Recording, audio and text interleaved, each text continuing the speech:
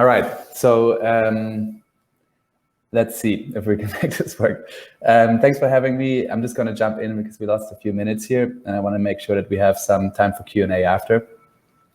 I'm here to talk about the opportunity for consumer subscription apps, and I'm going to do that in 3 blocks.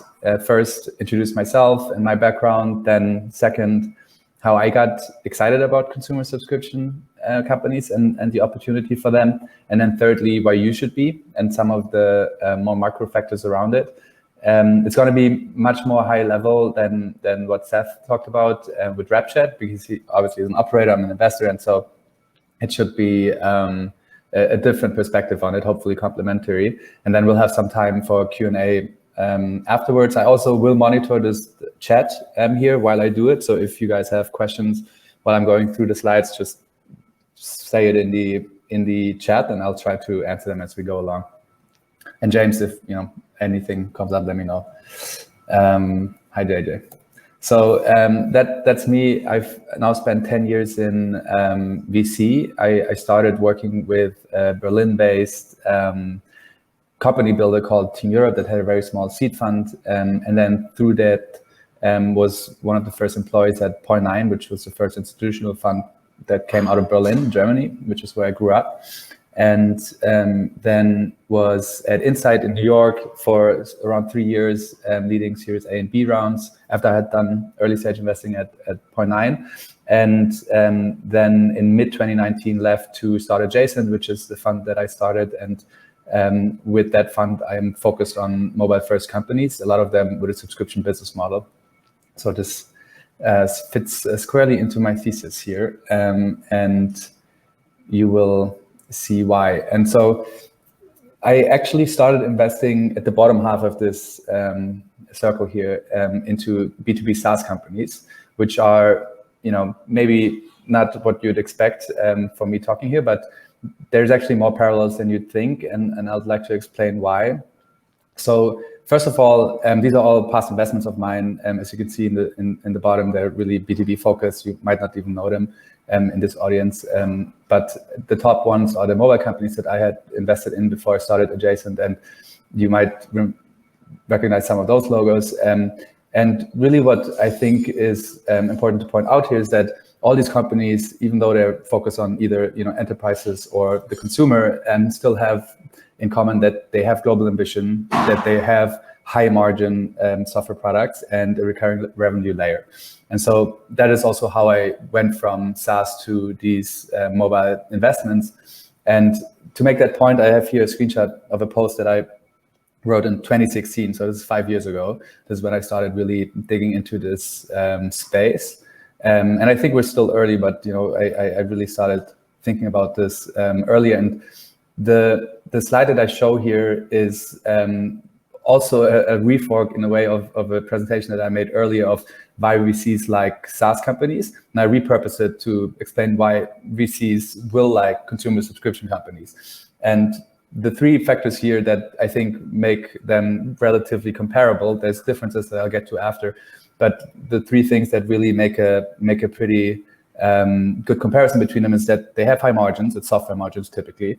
There's recurring revenues here, and there's global scale from day one, right? Because you wherever you build your SaaS company or your mobile company, at the end of the day, you distribute it online, either through usually the desktop for SaaS company or the mobile app stores for mobile companies. And that gives you global distribution basically from wherever you start, at least in the Western world. And so I think that this is really how I landed there. I learned SaaS investing, really liked the business model, but I was always intrigued by consumer companies. And at one point started seeing that, through the rise of the App Store and, pioneers like Spotify and Netflix and so on, that got us used to paying a subscription for a digital product, even though it was media at the first in the first wave, that we slowly, as consumers, opened up to the idea that it is okay to pay on a subscription basis for a really quality software product, right? And so I started looking into this more, and what I think, the real differences are to SaaS. I try to make clear on this overview because it's not all better, all the same. It is just different. And I think the top three here really show the advantages of SaaS as a class to invest in. One, the average revenue per account is typically much higher, right? Like you sell to SMBs or big enterprises for a very high dollar amount. Sorry about that. They're repairing a door. I can't stop them. And the other disadvantage here is that the churn usually is much lower for enterprise SaaS companies, because you get locked in and you have a whole company running their processes or using you as a system of record, whereas consumers tend to change their minds and try products and then leave them again. Also, expansion revenue seems to be much higher for enterprise SaaS. This is true historically, although I think that we're now starting to see also more interesting things in terms of expansion revenue on the consumer subscription side. If you look at Netflix, for instance, over the past 5 to 10 years or so, they've had annual increases of their pricing of like 15-20% every year. So I think if you look at the net dollar cohorts, that you're actually starting to see, at least in the older cohorts, some net dollar retention that looks very similar to some SMB SaaS at least. And so those would be the advantages for enterprise SaaS, some of the disadvantages of consumer subs. And to move on to some of the benefits of these consumer subscription companies, you have a mass market potential, right? Usually when you sell SaaS, it's usually in specific industries and niches, and you want to actually be able to position yourself with these consumer subscription companies in markets where, if it works out, it could be a mainstream product, which is something that you rarely have with an enterprise SaaS company. Also, acquisition costs are usually much lower for a specific customer, and that is also due to a large part to the higher ratio of word of mouth distribution that you can get from consumer apps. If you have a really good app and experience, chances are that you'll tell your friends about it. If it is something that you're enables you to do something very well, or you have a very positive experience, and that is also something that really doesn't happen so much for enterprise SaaS. And so what that leads to, and what I've experienced in my 10 years of investing, is that SaaS, even though it is what most big investors are focused to at the moment, and which seems to be really the hot vertical to invest in, it is a very linear growth scenario in most cases. There's obviously exceptions, but usually it is a very linear growth path for SaaS companies, and they tend to accelerate and accrue value later on in their life. Whereas these consumer companies can have a much higher breakout potential. And that is something that really excited me. And I thought that, there is not that many people that really focus on this from an investor point of view. So I decided to start Adjacent with this specific focus and try to explore, how far we can take these companies. And so this is very, macro. And so I display here a couple of different companies and their revenue trajectory from 2017 to 2019. These are no private numbers. This is all picked from public PR and revenue estimates and so on. But the point that I'm trying to make here is these companies, from Calm, Revolut, that I was lucky to invest in, and Noom, Duolingo, who unfortunately I didn't, and all the others here, they all hit an inflection point somewhere between 2017 and 2019, right? Going from 10 to 20 million a year in revenues to, 40 to 80 to then over 100, which is very striking because they're all in different categories. They all were founded in different years, and they do very different things, right? And so I think what that really makes clear is that there is something bigger happening here, where we as consumers are opening up to this idea of using subscriptions, and we're maturing this market also from, subscription launched in the App Store in 2011. And we're just getting to a point now where people are actually willing to pay good amounts if they have a great experience with your product. And so I think we're still at the beginning of all of that. And there's not a lot of investors or funds that are focused on this specific subset of companies. And that's what I want Adjacent to be. And so one more data point here that I used also in my pitch to my investors is that SaaS today seems very obvious and a long time coming. But the two funds that I worked for, Point9 in Berlin, started around 2009-10, and then Insight in New York in 96. We're both, one in the US and the other in Europe, some of the first to actually focus on software and enterprise as an opportunity set. And what I did here is I basically focusing on the time that Point9 kind of got going, was I looked at the overall SaaS market spend that you can see here in red in the years from 2011 to 2013. So roughly 10 years ago, starting 10 years ago. And then I benchmarked that with the global spend that is non-gaming, because I think that is a somewhat separate category. You could also add it, but just to have a better comparison here. And I benchmarked the growth of that mobile spend in non-gaming categories from 2018 to 2020, so the past roughly 3 years.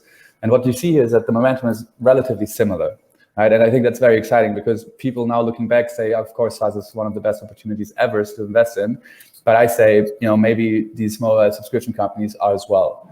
And I don't know, obviously, will we also grow to $1 trillion in yearly spend like SaaS did in the past 10 years? But I think somewhere between where we are today and $1 trillion, a lot of opportunity happens. And so this is a screenshot that I cheekily stole from one of my advisors at Adjacent, who's the director of growth and innovation at Netflix, AJ Aurora. And he held this talk to the Adjacent founders. I run this Adjacent Master Series where I have experts come in and talk about consumer subscription and mobile and so on. And he made the point, I think that is also good to know, because you can look at this like macro spend and say, okay, sure, it's growing the same as SaaS, but it's super fragmented and those companies will never reach scale. And maybe, right, maybe they will not reach the same scale as some of these big enterprise companies. But I think it's also important to look at some of these pioneers here, like Apple, Netflix, Spotify, Disney, Microsoft, Xbox, and then there's a layer below that. And they have hundreds of millions of paid subscribers, right? And they obviously, are the holy grail in terms of when it comes to retention and resources and scale, but they didn't start there. And so I think it's really important to keep in mind that we now have 1 billion active iPhones, which is not even including Android and the growth that we still have in front of us. And can you get to 100 million paid subscribers if you develop a product that is really good and has mainstream appeal? I think yes. And we will see in the next 10 years, but I hope that Adjacent catches a couple of them. This is another point, because sometimes the definition here is a little fuzzy, right? Because we say, okay, it's just an app. I think reducing it to an app is usually not very accurate, because oftentimes what these companies do goes much beyond that. And here I just did a rough diagram of how I think about roughly the types of consumer subscriptions. On the right side, physical subs, where on the right there's Pros, which is one of the last investments I did for Insight. I'm actually in the office right now, so shout out for letting me do this from here. On the left side, this is the focus that I have with Adjacent now, is digital subs.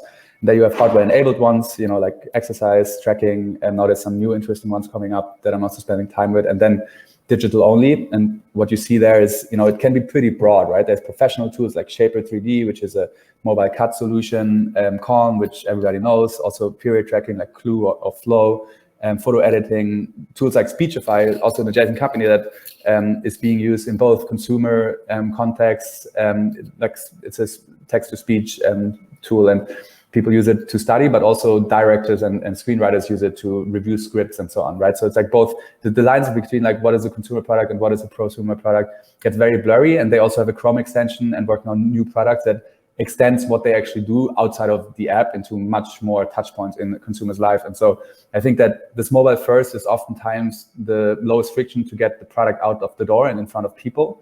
But then it usually expands from there and becomes more than just an app. So the point that I want to make here is this is actually a pretty broad definition, and I try to focus on these things that I outline here. But even in that, it's usually not just a small app that you download, but the companies can become much more than that. And I think sometimes people don't perceive it as such, or limit themselves maybe in a box that is not necessary. I'll now transition here to some learnings, which I've gathered from the past 5-6 years investing in these categories. And I think it's interesting to think about them also if you're a founder, because not all of you want to start a company that is venture backed and grows to billions of market cap, but I think it's interesting to still understand what type of company you're building or want to build. And so the number one learning was that cohorts really determine how far you can take your company. And what I mean with cohorts is what Seth also meant when he was talking about it earlier, really how engaged are your users over time with your product. And the learning here is really that obviously if you have everybody come in and churn out within a few days, weeks, months, it is very hard to create a company that has a very stable user and revenue base over the long time, right? So the difficulty for me as an early stage investor here is, if you look at this top chart there that shows ARR and then time on the x-axis, is that I look at these companies that they're at the very beginning and just starting to grow. And then the big question mark is, where do they kind of hit the ceiling? Is it a kind of feature company, which could be $1 million or so in revenue? These are arbitrary numbers. Or a product company, which is like 10 million, or could it be like a company, like a venture-backable company that is 100 million plus in recurring revenue? And so at the beginning, they look very similar. And so how do you find out? And I think it is usually the engagement of the users and how much they use your app over time, especially in outer months, like 3-6 months out from now, that show whether the product becomes habitual and whether you have a long-term base that really becomes the base of the business. And so just a rough benchmark here is what I try to get to with the companies I'm working with. It's at least 50% of renewals after year 1, if you have a yearly plan, which a lot of the companies I work with do, which might sound a lot to people that invest in SaaS. 50% of your users are gone after a year, yes. But what happens after, and this is really interesting, and one of the key insights that I had and that made me very excited about the space, is that after the first year, you actually start to degrade much less if you have a really habitual product. Because after the first year, the people that really didn't like it or that never got into the habit of using the product, they churn out and they're gone. Probably not, maybe they come back, but they're at least gone for now. They're not the power users. But then of those 50%, most of them are probably very active, and the majority of them will stay around for the next year, and then it starts degrading even less. So the real cohorts here on the bottom graph, you'll see the one with the C and the T and the percentages, is that the real question is like, where does it flatten out, right? Does your cohort kind of go to zero like this because you're a scam app or you're something that people use for a month and then go out?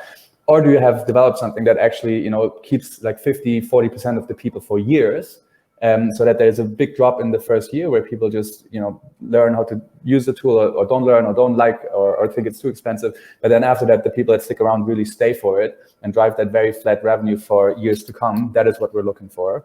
And that I think is worth trying to build in any case, whether you want to raise venture money or not, because that will make you the healthiest business possible.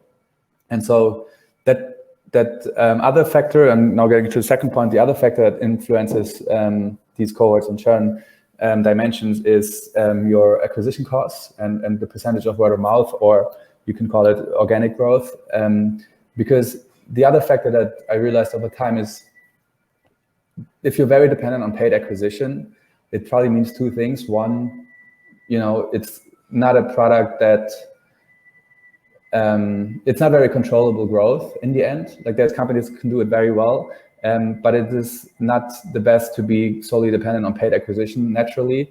And so you also want to have a product that lends itself to people talking about it, to people having such a good product experience that they want to tell their friends or family or colleagues about the thing that they're using. And so I do now pay a lot of attention on, where's the growth coming from? Is there enough excitement about the product that people are actually talking about it? And what does that mean for CACs? And can we see this as a kind of second pillar of scaling next to paid acquisition, which always gets more expensive, and not always, there's an exception, but generally doesn't get easier. And especially, and this is the third point here, is very hard in competitive categories.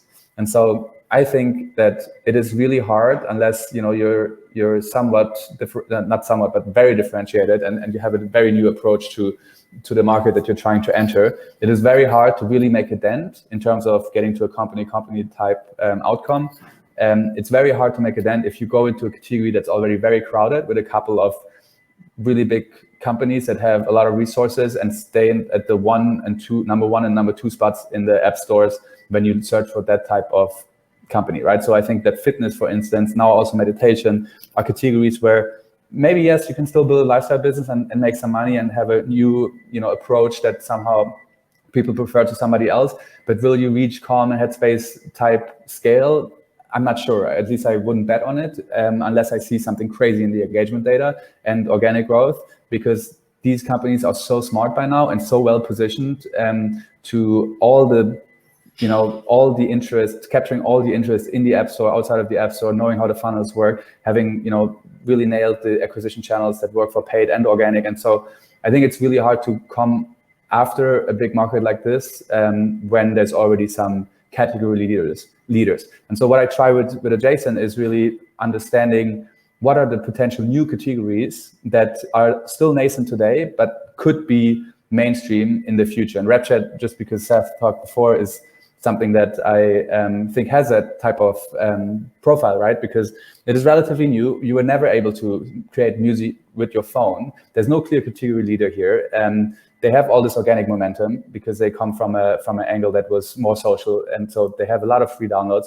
They now have a subscription product that monetizes very well on top of the free downloads that they have, and they have a vision that really creates. It's very exciting because it's using this phone as a new technology layer that just decreases the friction to creative.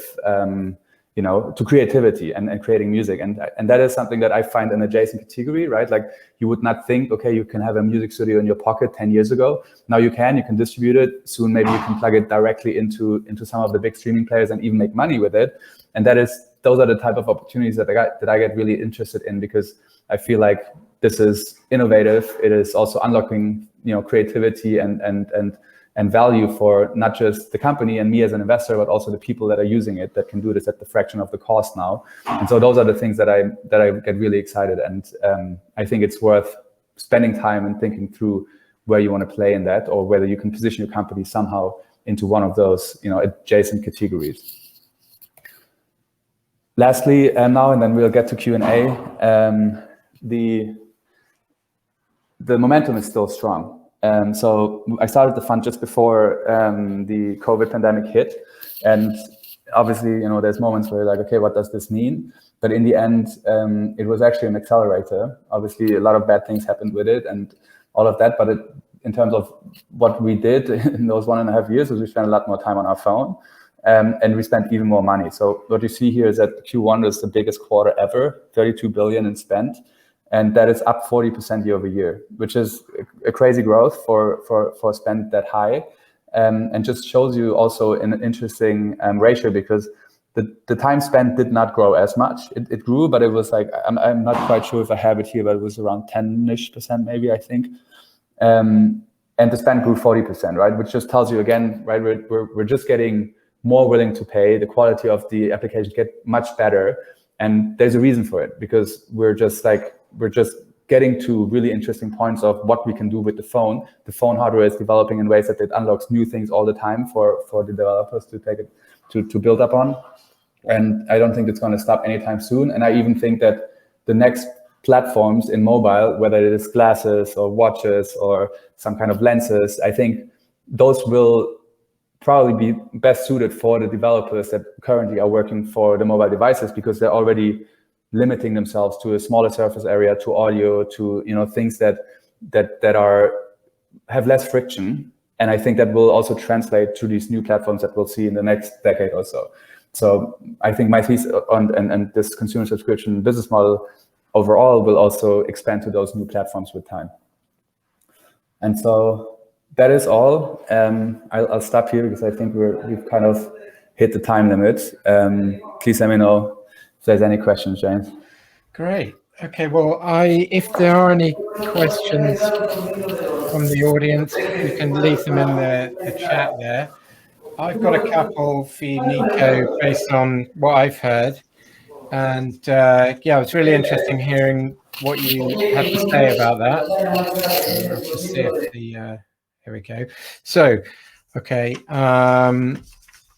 Yes, so one question I had to kick off, and yeah, anyone else has some, please leave them in the chat. I'll give you a shout. One question is kind of why now? What are the enablers of this mobile consumer subscription economy? Is it purely that Apple enabled the billing system? Is it as simple as that, or why are we suddenly seeing all these subscription services? Is it the SaaS trend also coming in? What's kind of driving all this? Okay, we'll just wait for Nico here, I think, to deal with the door.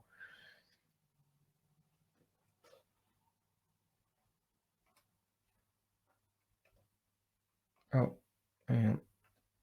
It's a number of different factors, I think, that really led to this step function. It starts with the mobile phone, with us accessing software primarily now through the App Store, which I think was just a big unlock in terms of this new platform of mobile reaching such a big scale of distribution. And then it's also the release of the subscriptions in the App Store. So yes, I think the payment mechanics were a big part of it. Plus the pioneers, I think Spotify, Netflix, and so on, getting us used to paying a subscription, right? I think those are the three driving factors, plus the quality of the apps and what you can do with them just getting much better. I actually have just like, this is a good point to show this. This is like an add-on that I have. But here, if you can see the screen, I sometimes ask this question, which is, what do these have in common? And you can see it's a recording studio, it's a Nintendo Switch, it's the pill, and then it's a LiDAR scanner mounted on a car. And the point that I'm making here, your phone can replace them. These are all adjacent companies, Polycam, Clue, Backbone, and Rapchat. But you can basically use your phone now to replace so many physical, real-world things just bundled into a phone with a smart software layer. And I think the combination of all these factors just lead to us like being open to actually paying that price, and for us also to deriving enough value to stick with it. And I think those things just all coming together are really the reason for this step function. Okay, got it. So it's a great time for mobile apps, mobile subscriptions, and you talked about how things can become more than an app. So yeah, I guess something like Calm, that seems quite obvious. Are you talking about becoming like a lifestyle brand, or are you talking about moving on to other platforms, or what's the opportunity there? Yeah, I think I was actually primarily referring to the second point of moving to other platforms. I think, you can start as an app, you can do a Chrome extension, you can build an actual web browser, you can do things on Alexa and Apple TV. I think it's just like by proving it on the app stores, I think you develop a scale and probably gather the resources to then expand to have other touch points in the consumer's life. But your first point was actually also a very relevant one, which is with the example of Calm. These companies become more than just a content consumption place, right? Like Calm is actually a real, it's part of an identity for many people that use it, that allows them to just, deal better with their thoughts, get some more calm and rest and peace, fall asleep better. And that's something that over time, I think, can become more than just an app again. And that doesn't necessarily have to mean being available at more places, but it could also mean, having physical objects that you can sell alongside it. Maybe having even a destination that you can go that is associated with that type of branding. I mean, Nike is a great example, right? Nike, at the end of the day, they took running and made it a lifestyle brand. And obviously they're selling shoes and fashion and all of that now. But at the same time, like they made something out of this new trend that they took and really turned into a lifestyle brand. And so I think that also can happen and start today from one of these apps. Great. So mobiles, the scale of mobile is what gives it the power now to be the enabler for these kind of new, either sort of wider brands or multi-platform brands, right? So another question is, in terms of verticals, you mentioned a few you're interested in. Where do you see the sort of big opportunity? Is it the sort of passion economy, the creator economy, like with Rapchat, or is it or do you think about it in a totally different way to normal verticals? You're thinking more of kind of completely new kind of categories. Yeah, it's more the latter for me. I think as long as there's obviously interesting things happen in those categories that you outlined, but it also means that everybody is looking at them and that there's a lot of noise in what is being created.